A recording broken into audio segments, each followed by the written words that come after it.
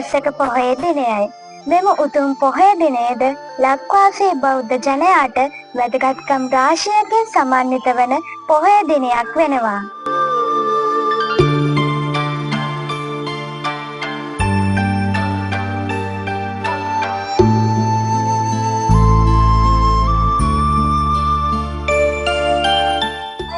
ඒ වාගේම වප්පුර පසළොස්වක පොහොය දිනයෙන් ආරම්භ වන කඨින පූජෝත්සවය අවසාන වශයෙන් සිදු කරන්නේ මෙම උතුම් පොහොය දිනය දක්වා පමණයි. ඒ වාගේම භික්ෂුන් වහන්සේලා පසුව පවාරණය කරන අවසන් පොහොය දිනය මෙම උතුම් පොහොය දිනය බව සඳහන් වෙනවා.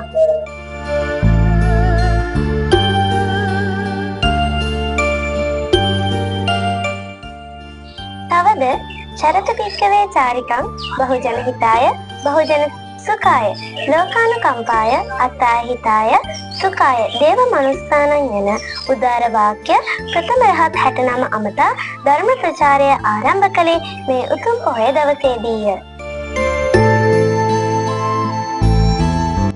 ඉන් අනතුරුව උරුවෙල් කාශ්‍යප, නදේ කාශ්‍යප, ගයා කාශ්‍යප යන තුන්බෑ චතුරෙන් දමනය කිරීම සඳහා උරුවෙල් දනව්වට වැඩම කළේද මෙදිනය.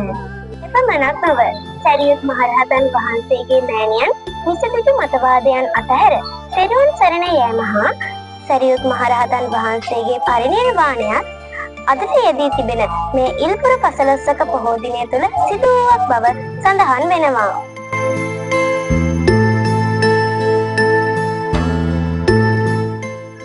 ඉතින් මෙවන් සුවිශේෂී ශාසනික ක්‍රියා රැසක් සිදු වූ ඉල්පුර පසළොස්වක පොහොය දිනය ඔබට යහපතක්ම වේවා.